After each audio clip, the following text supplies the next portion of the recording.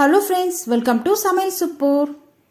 காளான் பஜ்ஜி எப்படி செய்யறதாங்க பார்க்க போகிறோம். பொதுவாக மஷ்ரூம் கிரேவி செஞ்சுப்பீங்க. இது போல் பஜ்ஜி செஞ்சு பாருங்கள். ஈவினிங் டைமில் சுட சுட ரொம்ப நல்லாயிருக்கும்.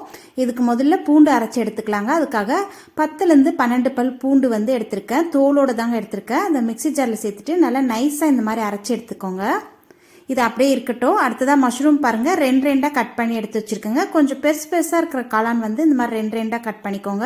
சின்னதாக இருந்ததுன்னா முழுசாக அப்படியே எடுத்துக்கலாம். பாருங்கள், இந்த மாதிரி குட்டி குட்டியாக இருக்கிறத அப்படியே பஜ்ஜி போட்டுக்கலாம். கொஞ்சம் பெருசாக இருக்கிறது மட்டும் 2-3 வெட்டிக்கோங்க.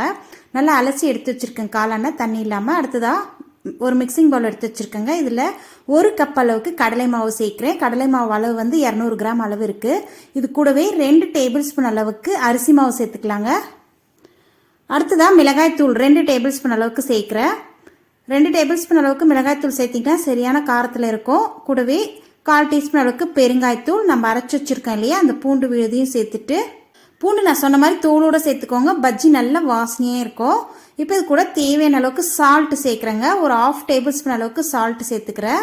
உங்கள் சுவைக்கேற்ப நீங்கள் சால்ட்டு சேர்த்துக்கோங்க. அப்படி இல்லை கடைசியாக கூட மிக்ஸ் பண்ணதுக்கப்புறம் வாயில் கொஞ்சம் டெஸ்ட் பண்ணி பார்த்துட்டு அதுக்கப்புறம் சால்ட்டு சேர்த்துக்கலாம். நல்லா முதல்ல இந்த மாதிரி மிக்ஸ் பண்ணதுக்கப்புறம் நம்ம எண்ணெய் பஜ்ஜி போகிறதுக்காக வச்சுருப்போம் இல்லையா, அதில் ஒரு 4 டேபிள் ஸ்பூன் அளவுக்கு சூடாக இருக்கிற எண்ணெயை இந்த மாவில் சேர்த்துட்டு ஒரு முறை நல்லா கலந்து விட்டுக்கோங்க. நல்லா கலந்ததுக்கப்புறம் இதுக்குள்ளே தேவையான அளவுக்கு தண்ணி கொஞ்சம் கொஞ்சமாக சேர்த்துட்டு மாவு நல்லா பஜ்ஜி பேட்டர் கலந்து எடுத்துக்கலாம். நம்ம மிக்சி ஜாரில் பூண்டு அரைச்சோம் இல்லைங்களா, அந்த ஜார்லேயே நல்லா தண்ணி அலசிட்டு சேர்த்துக்கோங்க. கொஞ்சம் கொஞ்சமாக தண்ணி சேர்த்து கட்டிகள் இல்லாமல் நல்லா ஸ்மூத்தாக தோசை மாவு பதத்துக்கு கரைச்சிக்கலாங்க. அப்போ தான் சரியாக இருக்கும். ரொம்ப கெட்டியாகவும் இருக்கக்கூடாது, மாவு ரொம்ப தண்ணியாகவும் இருக்கக்கூடாது. அதனால் தண்ணி கொஞ்சம் கொஞ்சமாக சேர்த்துட்டு நல்லா கட்டிகள் இல்லாமல் இது போல் கரைச்சி எடுத்துக்கோங்க. கரைச்சி வச்சிருக்க மாவில் வெட்டி வச்சிருக்கோம் இல்லையா, அந்த காளானை ஒன்றா இந்த மாதிரி நினைச்சிட்டு எண்ணெயில் சேர்த்துக்கலாம். எண்ணெய் நான் பக்கத்தில் ஸ்டவ்வில் காய வச்சு வச்சுருக்கேங்க. இந்த மாதிரி கோட்டிங் பாருங்கள், காளான் மேலே நல்லா படர்ந்து வந்திருக்கா. இந்த அளவுக்கு நீங்கள் மாவு கரைச்சிக்கணும். ரொம்ப கெட்டியாகவும் இருந்ததாலும் காளான் மேலே அதிக மாவு பிடிச்சிட்டு பஜ்ஜி சாப்பிடும் போது மாவு தான் நிறைய தெரியும். அதனால இது போல் கரைச்சி எடுத்துக்கோங்க.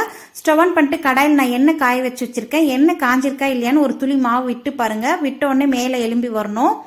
நல்லா எண்ணெய் காஞ்சதுக்கப்புறம் மீடியம் ஃப்ளேமில் வச்சுட்டு இந்த மாதிரி ஒவ்வொரு பஜ்ஜாஸ் நம்ம போட்டுக்கலாம். ஒவ்வொரு காளானா இந்த மாதிரி மாவில் துவச்சிட்டு சேர்த்துக்கோங்க.